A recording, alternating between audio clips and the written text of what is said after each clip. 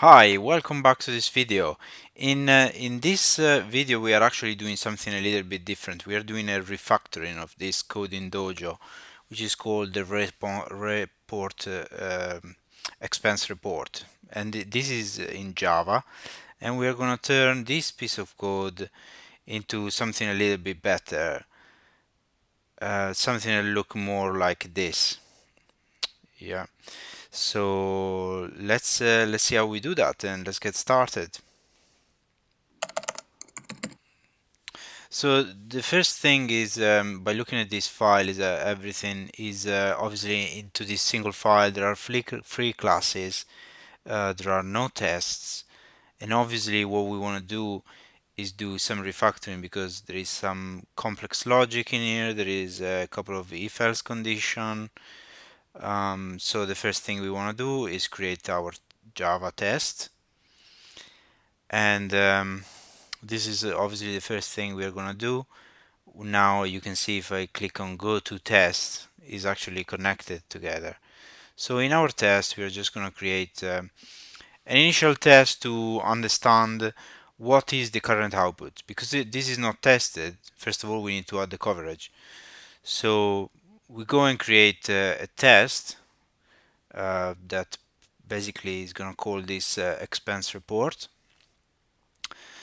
And soon enough I realized I was missing some library, so um, I had to add the JUnit to the POM XML. So the first thing we do is having a before um, method that basically set up the test with creating our expense report class. And yeah, for more clarity, we're just gonna try to split the screens left and right. This is the way I like to work usually when I'm writing tests. I have my class that is under the test on the right hand side, and my test file on the left hand side. So the first thing we want to do is actually make sure that the tests work. And I realized I was actually using the wrong annotation here, so it's actually before each. The problem is that I've been a bit rusty effectively because I haven't done Java for over a year. I've been mainly focusing on Node.js and Kotlin recently, actually. But besides that, I'm able to rerun the test, and here you see the test pass. So that's correct. We have a starting point. We have an initial test that works. So now what we want to do is try to output something, right? We are going to call this print report method, and we are going to pass what he wants is a list of expenses. And the way we can do this is by building a new array list. For now we're just creating it like this in line.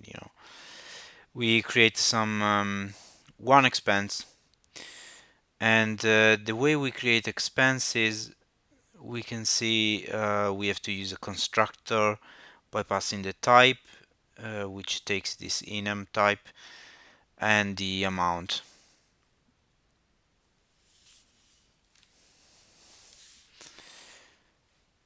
So just passing the amount and the type. For now, this is fine, obviously, but we want to create just a basic constructor to do this. And here I decided to encapsulate the private fields, and I didn't really like that, so I decided to add Lombok. After importing the Maven dependencies, I have Lombok, and well, the first thing I'm gonna do is actually add in the data notation that gives me all the getter and setter, toString methods, and the builder as well, so I can get rid of that constructor, and I can instantiate my variable in a little bit easier. So once we can build our expense. This way is a little more, is a little bit clearer, using the builder pattern.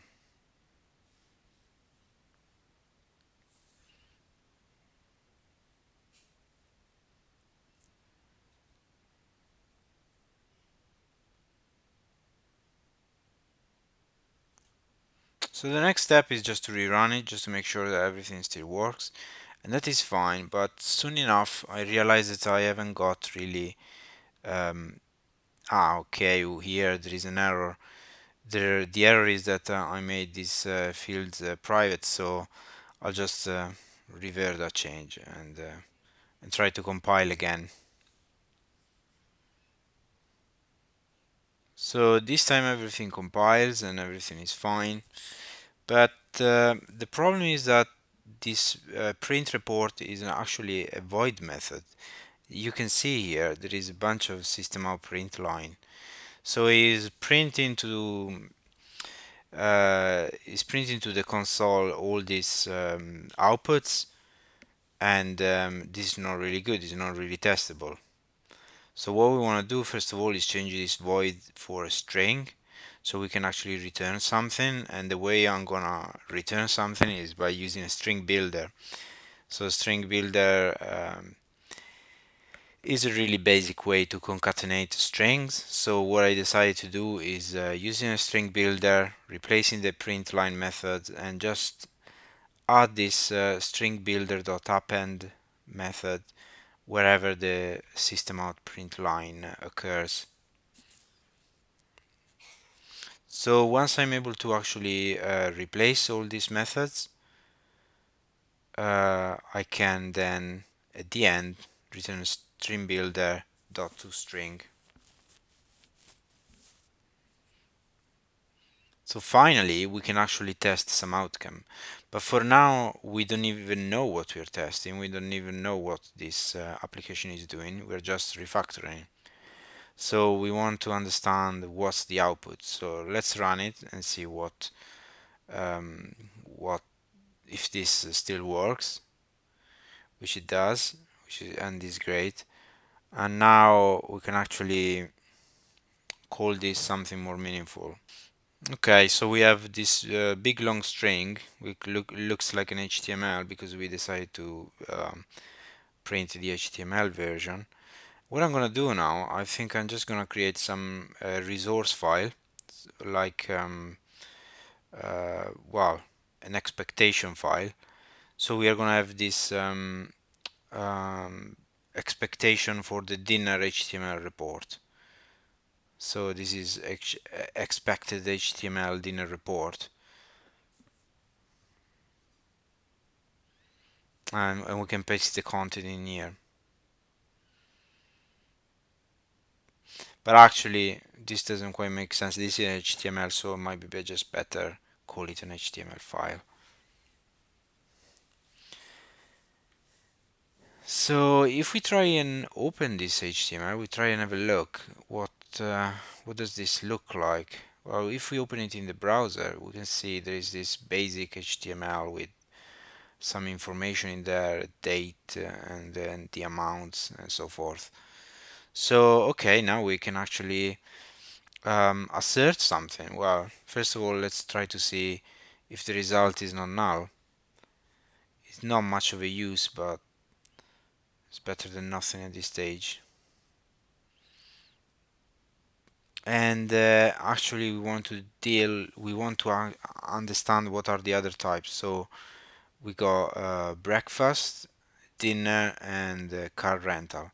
So now we have the other one, which is the breakfast. We can store our breakfast expectation. This is, a bit of a repetitive way of doing things, but effectively we are building coverage. We are covering ourselves against any regression. Because if something has to change, which it will, because we want to refactor this file, then it's best to have um, understand what is the current behavior. So the current behavior is that it's building something very similar. It's building another report in HTML with some different fields, So now we just need to do the same for the car rental type as well.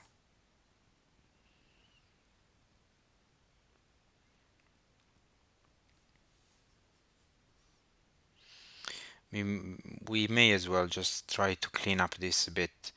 So let's just put this in one line and just clean up a bit of this code.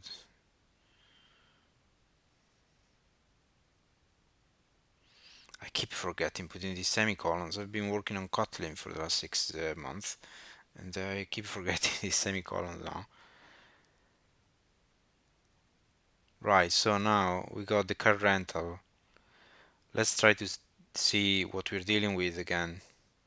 And I guess it's going to be very similar, but yeah, again, we're going to copy this and create a new expectation file.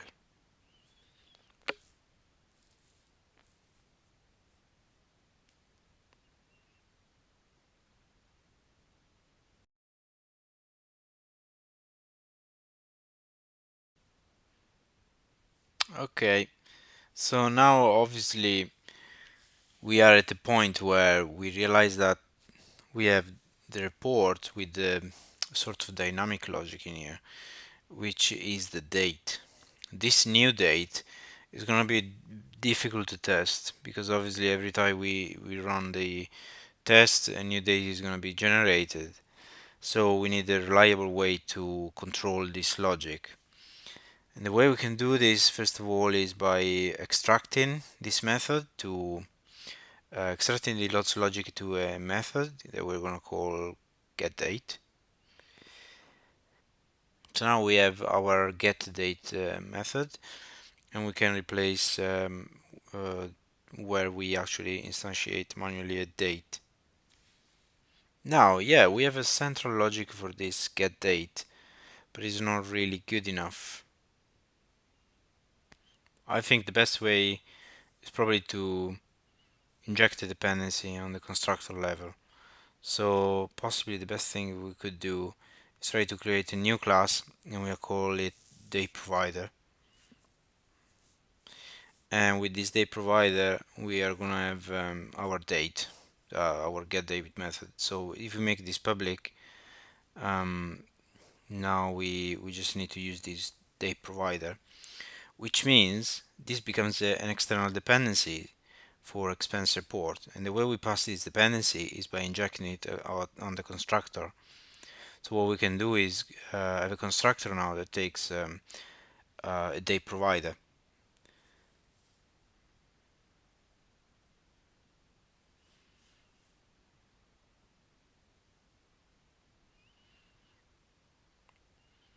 So why do we want this? Well, first of all, is the date provider is something we can control now, and the date provider doesn't really have much to do with the report. All it does is creating a date.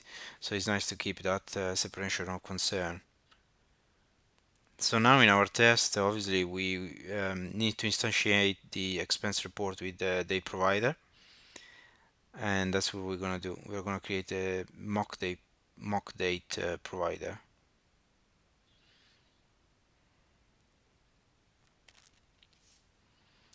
So after a bit of fiddling around with importing the right Mockito dependencies into our Maven project, we got to the point where we have a mock of the date provider, and we want to mock that whenever we get a date, whenever we have this call on the get date, we are gonna pass always the same date.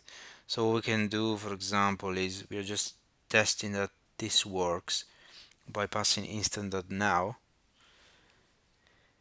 which it does, but now we want to pass something that is a little bit more consistent. So if we use the parse method, we can pass a string to it, and yeah, the string, as we can see in the Java docs, is a ISO format. So we can just copy this one. Actually, this is a useful one. We can copy this example string and just go back to our test, and we replace this rubbish string that we put in there, and that surely is going to work. So we know it's a 2007 date, and now effectively we can check that in the output is uh, the correct one. So we could replace this in the file. Um, yeah, but actually it might just be better to regenerate the old file and replace this new file. So I'm gonna skip this and do that.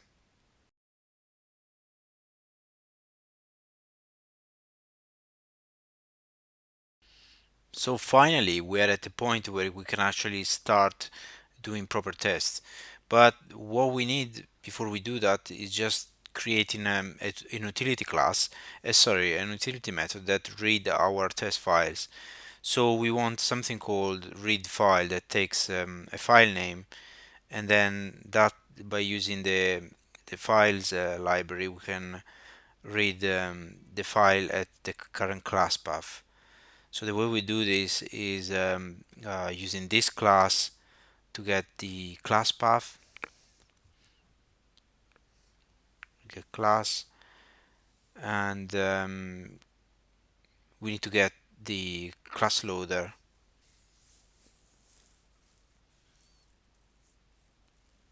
and then we can call the get resource.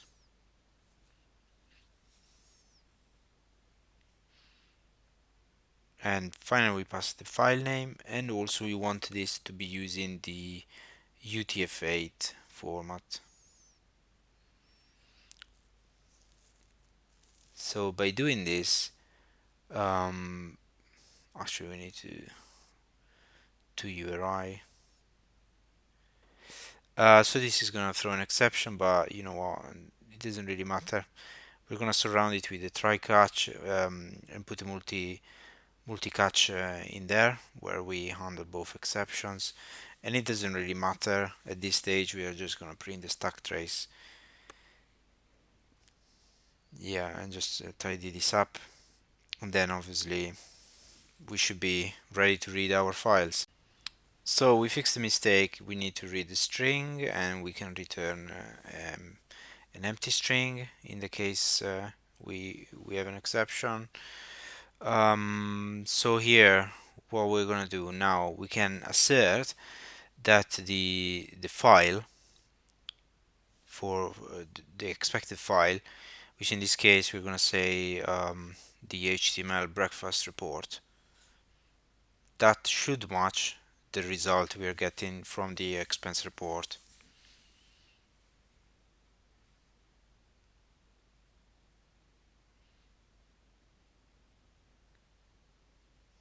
Yeah, and the method, we're just gonna rename the method, and we don't need the print line anymore. So here we go, we can run finally our test.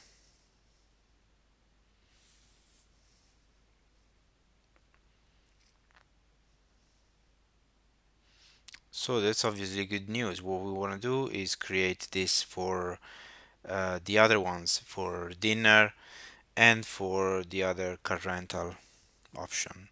So we just need to do a lot of copy and paste replacing here.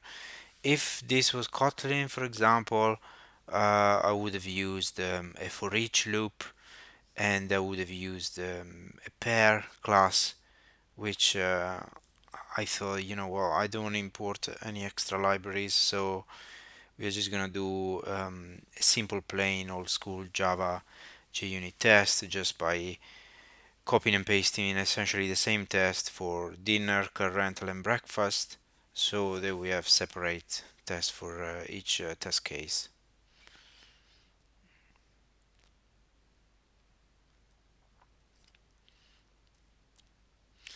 So at this stage, what do we need? We need to test the other option. We have the report that prints an HTML, but now we want to print a text. And we want to do exactly the same. The only thing we need to change is this print report method to take HTML mode false. And again, we don't know what we're dealing with, so we're going to print it for now, and then take the same approach pretty much. So by running the test, we are gonna see what we're dealing with. Yeah, so that's is not bad. It's just like one liner. Now we can just create our test expectation file, which we can call expected text breakfast report .txt, because this time is not an HTML. So we can paste the content in here, and basically we just need to repeat the same for the dinner test case, the dinner type, and the car rental type.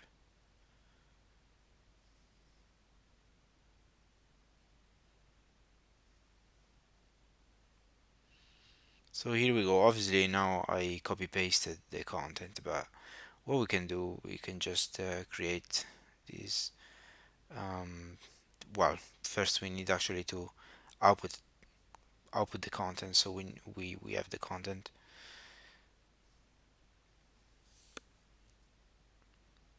Yeah. Okay. We've got the dinner one. Let's replace it in here, and let's do the final one for car rental. So if we run it again, we are gonna have the content for the car rental in the text version of the report, and that covers pretty much well, let's say maybe 70-80% of all we need to test. So is we're a pretty good place now. I feel like we are getting closer. So again, what we are gonna need to do now is create these free assertions. So we need to have the print text breakfast, yeah, and we use the breakfast file txt, and then we do the same for dinner.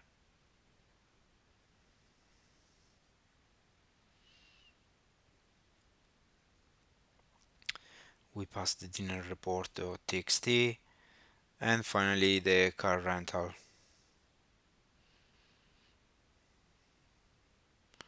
And let's run this. Let's see what happens.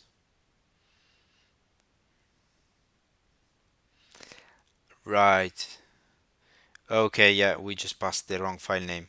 So this is supposed to be expected text car rental report, not HTML. So we have to replace this again and this one. And now we can rerun the failed tests.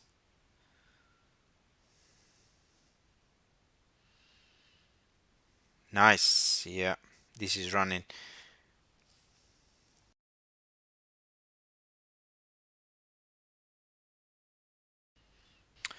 So this really should be the last boring bit before actually doing some refactoring. We need to do something quite important, which is adding coverage for these if-else branches.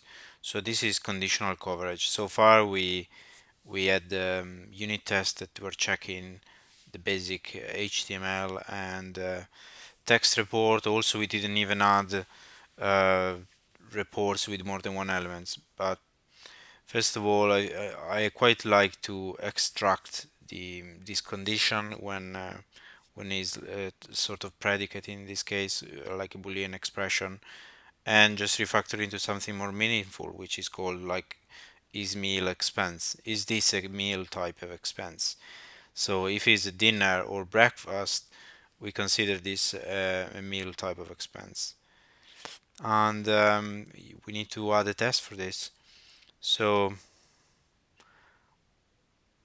if we actually have a look at these files, we can see the meal expense for car rental is 0, but for the other one is actually set to a value, so 10 in this case, because that's what we passed.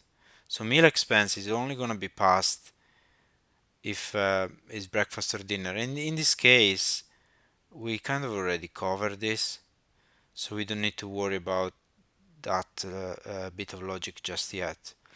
But if we keep looking in the file, there is another bit of conditional statement which is this meal over expenses marker.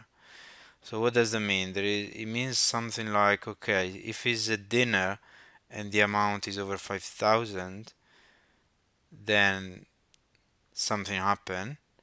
Or if it's breakfast and the amount is over 1,000, then something happen. And the marker is gonna be an X. So basically this means that we're gonna have a marker. If there is a marker, which could be an X or an empty space, um, is not quite clear from the screen because I'm too zoomed in, but we need to check this logic somehow. So let's have a think about this. Okay, so let's have a look.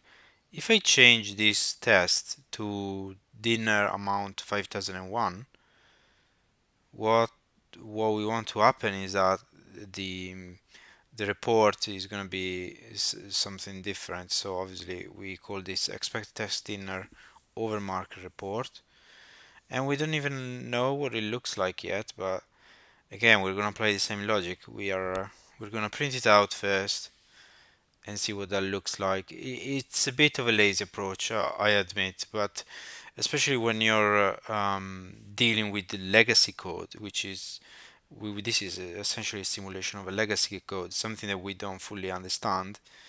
I think this is pretty safe logic to apply. So yeah, we can see that the output says something like X, the marker has been applied, and I think yeah, we can just proceed and create our test file. So in this test file, we can just paste the content of the marker X for the dinner type of expense, and we're gonna rerun the test just in case for yeah, for the HTML type. We know that now we have this marker, but also it says over limit. That's interesting, over limit. I wonder if we can just check if the output actually contain over limit. Maybe we could just do that. Maybe we could just do that. That would be a bit simpler, let's say, than having to create more files. But actually, are we 100% sure that that's the only difference? No, it doesn't look like.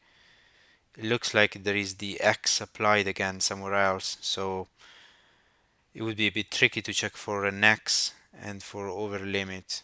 I think the safer solution is just to use the same approach, which is let's just copy this whole string as it is, put it in a file like we've done before, and just check that the full response matches this output. That's probably the best way to go about this. So okay, let's start again with the text report. If we make this test a print the HTML dinner over marker report, and then we pass it the correct file name, expected HTML dinner over marker report, and we run all these tests. Hopefully we get all the tests to pass again. No, this doesn't. Right, and the reason, yeah, it's because we didn't generate an HTML. Okay, so now we've done the dinner, we need to do the breakfast. So for breakfast, the limit was about 1,000. It was 1,000, so we need to do 1,001. And we pass type breakfast again, and again we need the last boring bit to add another couple of expectation file, and make sure that these expectation files match the output. So it's gonna be about the same. These two are gonna fail because because those files don't exist just yet. So let's create those files. Nice one. So we fixed this as well. Let's have a look at the other one. All done. Cool.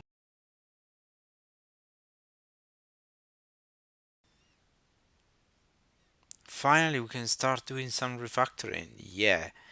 Okay. Obviously, we could test more. We could add more tests for more types altogether. In the list, we only done a list of one. But what we want to really do now is create a type text expense report and then a type HTML expense report. Why? Because we want to get rid of this if-else condition inside the print report class. So now, if in theory, if we create this HTML expense report and this text expense report, we should have two classes that are the same. We can also copy the test, and now we have a text expense report test and an HTML expense report test. We can delete the non-relevant test cases. So in our text expense report, we're only going to be left with the print text type of unit test, and we can also get rid of the read file because we're going to create an utility class. Probably that's best, isn't it? We create a file utils and we can put this method in here so we can reference it from both file. Let's just make this public, and yeah, we need to sort out some refactoring here. Yeah, of course. No, that's the wrong import. Yeah, let's delete that. We need to make this read file static. Now because this is static, we don't reference this. We have to reference the class itself. So let's import this for the time being, the read file, and this class is alright. Now onto the HTML. Let's remove all the test cases, which I think we've done, and now we need to remove the no, there are a couple more here, and this one, and let's remove the read file method. Now we import the static one, and yeah, as I was saying, we are referencing this, but now it's static, so we are just gonna reference file utils class instead. So now we can rerun the test, and everything is still pass. Yeah, excellent. So let's move on to the next phase. In this HTML, in this text report, we don't need this if HTML logic. So let's just remove it for now, and then we're gonna tidy up. So if you just remove all of this if HTML mode, and if we just rerun the test, everything should still pass, right? Yeah, and it does. So now we can tidy up. We don't need all these if-else conditions anymore, which is great. We're already reducing the code considerably. Let's remove this and that as well, and let's format the file, and we can just rerun the test just in case. Everything is still pass, excellent. So we need to do the same for the other file as well,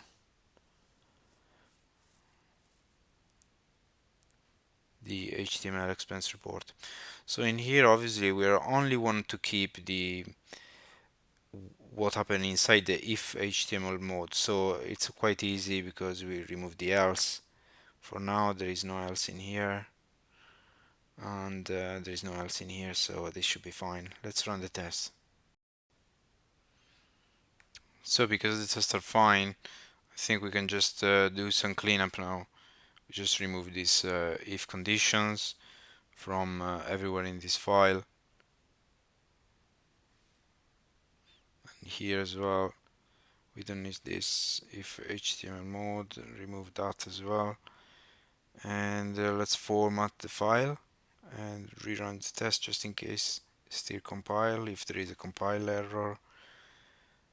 But no, I think everything is still fine. Cool. So really, the next step now is it's tough. I mean, we could, I guess, extend. Maybe we could instead implement an interface. It depends, really. It depends because you could do it in a few different way. But I guess here, what we want to maybe is to create an interface with the common print report print report method in there.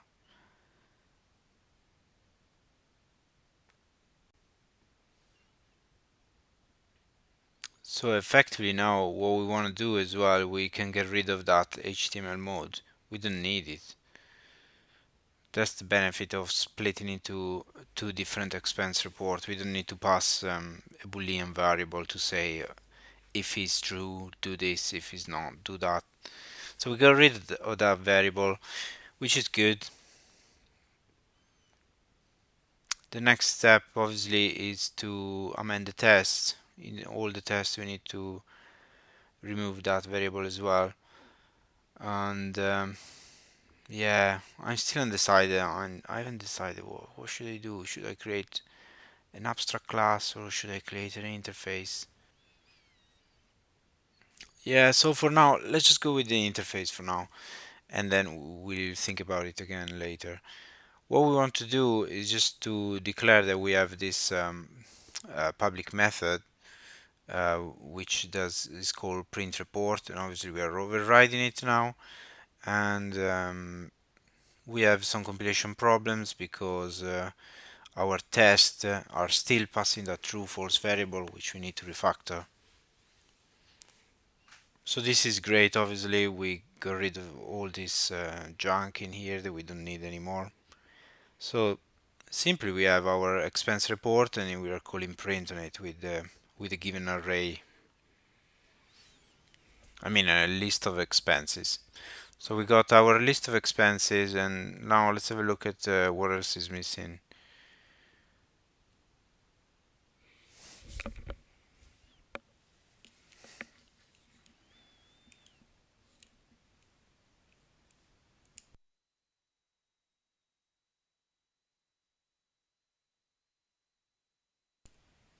Yeah, we also need to fix the implementation in the text expense report. We want to make sure it implements the expense report, and we remove all these boolean variables there as well.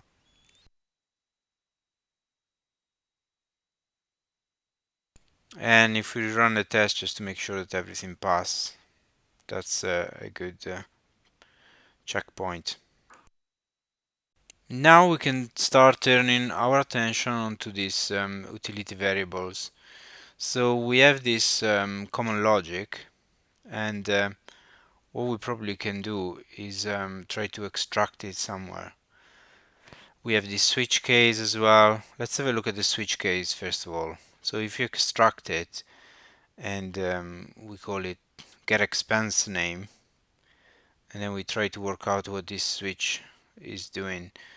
All it's doing, it seems like, is just returning a string for each of the type. There is no major logic to it.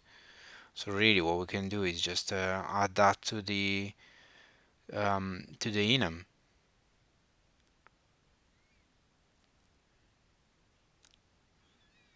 To the enum type, yeah.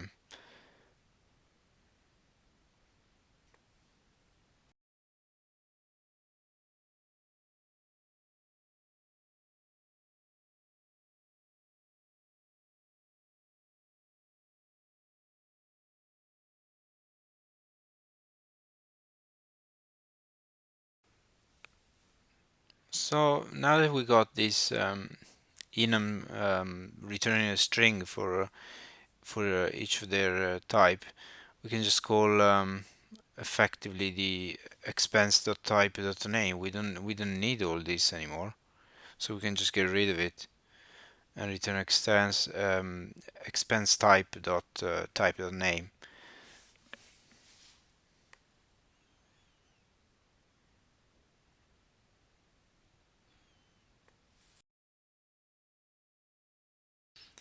And now effectively this just becomes like one liner. So do we really need the method? Probably not.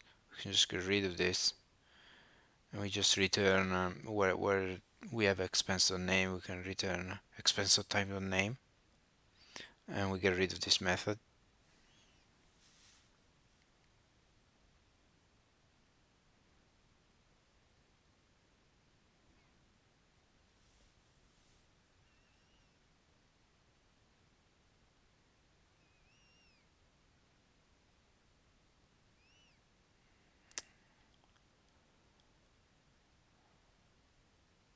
Yeah, and obviously we need to do the same for the HTML expense report. So let's get it this switch logic.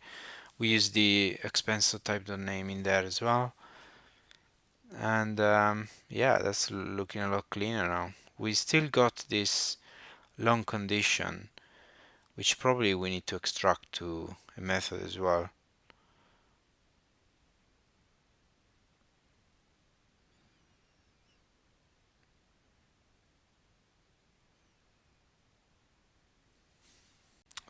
So now we got this get meal over expenses marker, and we are gonna do the same in the other file as well. So all of a sudden we got a couple of common utility classes. Well, no, not utility classes, sorry, common methods. So it might be better to start referencing it from somewhere. So I decided to create a class called expense helper. I can't come up with any better name for the time being, but I think this will help to extrapolate the common classes, well, methods that we want to reuse in both files. In this expense helper, we are gonna have the get meal over expense marker and the is meal expense call. So what we need to do, obviously now we need to inject it as well in the constructor, and we are passing this helper because in reality I mean composition is better than inheritance. It just make a better separation of concern, and it makes classes easier to test as well, so to reason about concepts in this case. In fact, now that I can have extracted that, I have extracted that uh, the couple of methods. I need to make them public first of all, because otherwise I won't be able to reference them.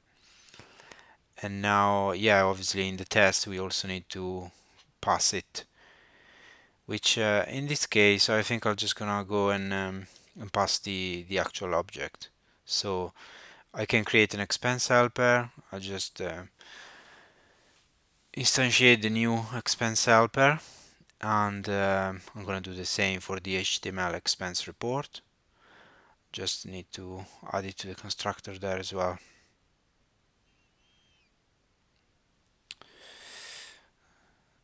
So yeah, we just need to make sure we are now referencing this helper in the class, and yeah, also we need to pass it to the constructor.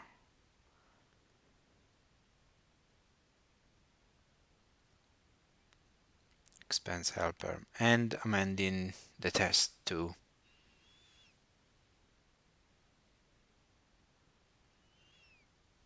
new expense helper, and that should do.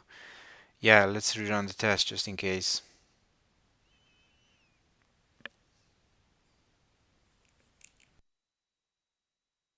Nice, this is looking good. And rerun the other test as well. That's good too. Nice.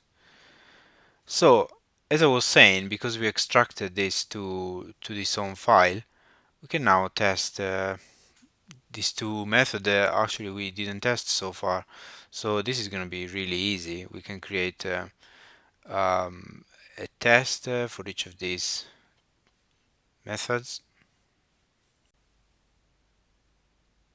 So for the first get meal over expenses marker, what we want to do is create an expense of type dinner, but actually we don't even need the amount, so we are just going to remove that.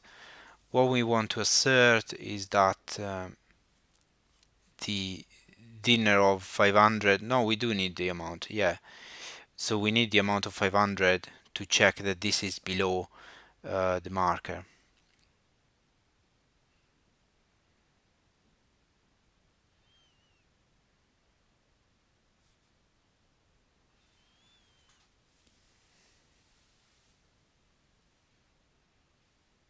So we want to assert that the result can be either a blank or an X. So in this case, we want to make sure that the result passed from um, this this method call is going to be a blank string.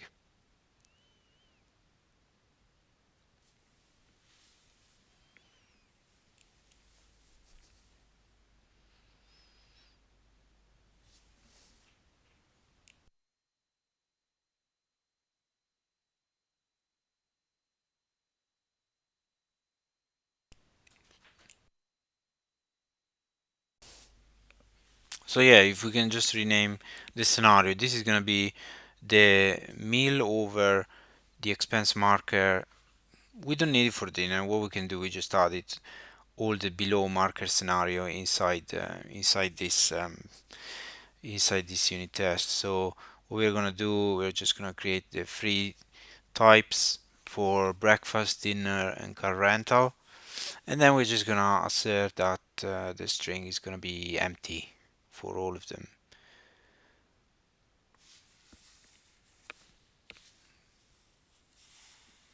So for breakfast, we're staying below the limit, and for yeah, no lunch, car rental, we are still well, it is not checked. We are only checking dinner and breakfast. So up to 5,000, and for breakfast up to 1,000. And car rental doesn't really matter because it's not checked.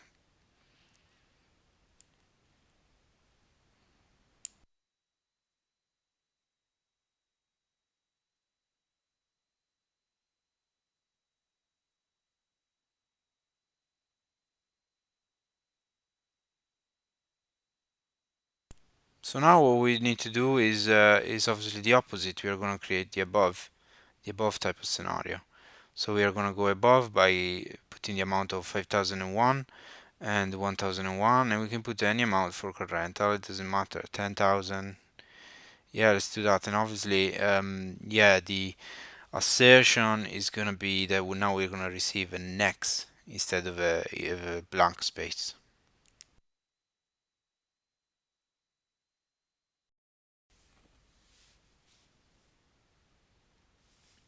Alright, so now actually we realize that effectively we could do this in a few different ways, but realistically, Java is object-oriented programming language, and I think it's probably just makes sense to make a reuse of the inheritance that Java provides. So we are going to create an abstract class in this case to extrapolate some of the common logic that we have in here.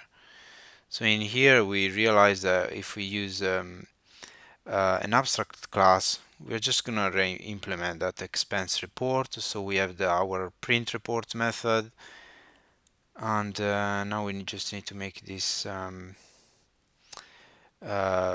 extracting some of the logic. So here we got the header section. For example, for the header section, what we can do, we can refactor it to something like get header, or more realistically, yeah, in this what we're gonna do, get header. It's not really a get header, it's a append. We're gonna append the header. So what we need to do is pass in a string builder and return in the same string builder. So what we want to do actually is, as I said, we return a string builder and this return string builder dot append.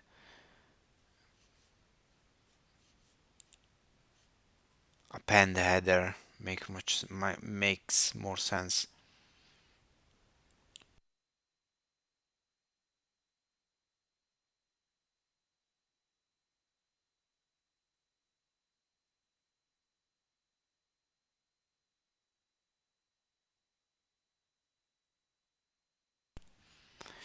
So yeah, we can actually make it protected and we can make it implement override the parent class. So if we do the same for the footer and we create this append footer method that takes a string builder as well, we are just gonna do the same. We're gonna add in this case these two lines and we're gonna return a string builder. But we also need meal expenses and total, so let's go and pass on those. I think they are string. Are they string? Meal expense total.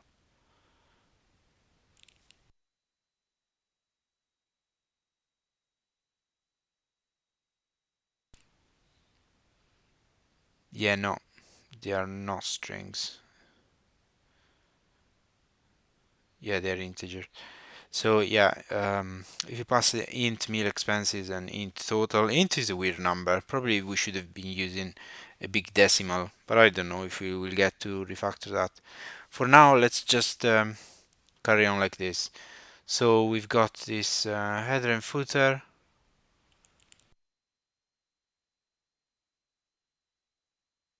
Now we got this common section. In the for loop we have the expense marker, the total, and we have this string builder.append that is different from the HTML to the text version of the report. So let's do append item. Yeah, because this is going to be called in the for loop. So in here we're going to do the same. We're going to create something that takes a string builder, and in this case it's just like one liner, but we also need the expense and the meal over expense marker, which is a string, pretty sure it is.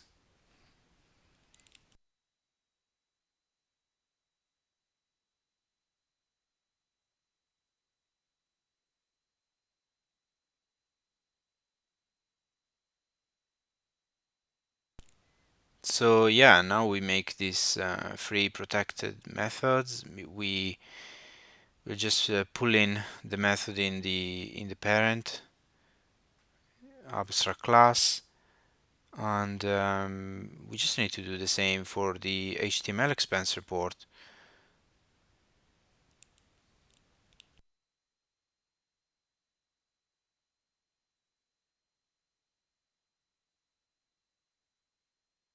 So we can actually pull this stuff out of here as well. We can just make a constructor for the generic expense report, and we make both of these fields protected.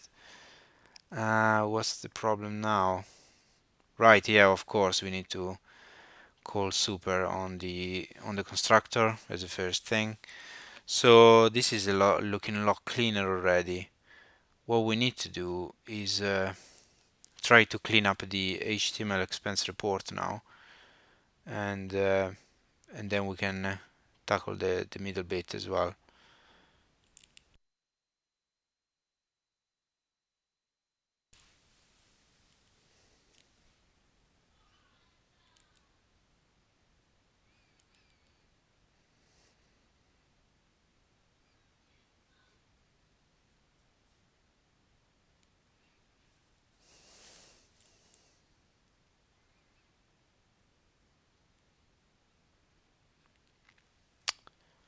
Yeah, so this is looking a lot better already. What we can do in the HTML expense report now, it's the same really. We just extend generic expense report, get rid of a constructor, call super instead on the generic expense report, and then we just implement the missing methods. Oops. So yeah, implement methods, and now because we know we need to append item, footer, and header, let's just do that. We take the header, we put it in the append header, and in this case we need to return the string builder. Then we need to do the same for the footer.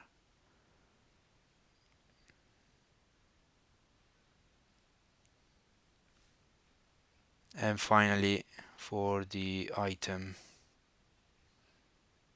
So now actually we can get rid of this whole chunk of code.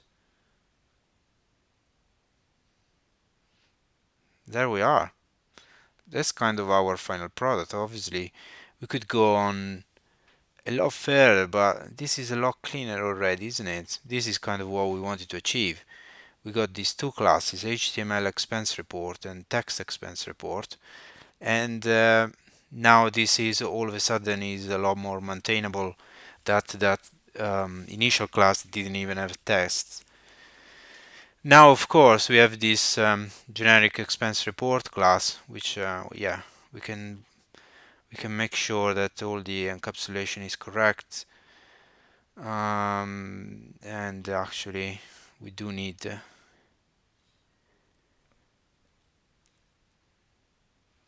yeah, yeah, we need the date provider to be protected because we are calling it in the child classes.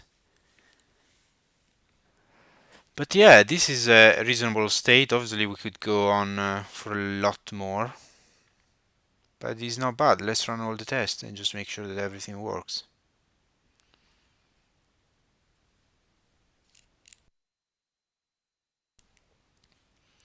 Nice. This is a pretty good state. So it was quite a nice little exercise, really.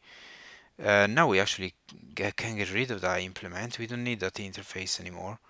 I'm not even sure why we added it in the first place. Yeah. So yeah, it makes sense to remove it and just rerun the test just in case.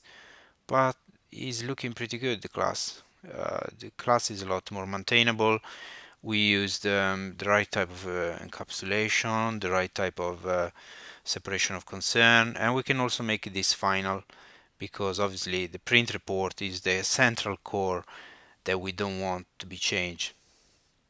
So yeah, thanks very much, and I hope you enjoyed this little video. It was different from the usual ones. I hope it wasn't too boring, and if you have any suggestions, please do let me know. Thanks for watching. See you next time.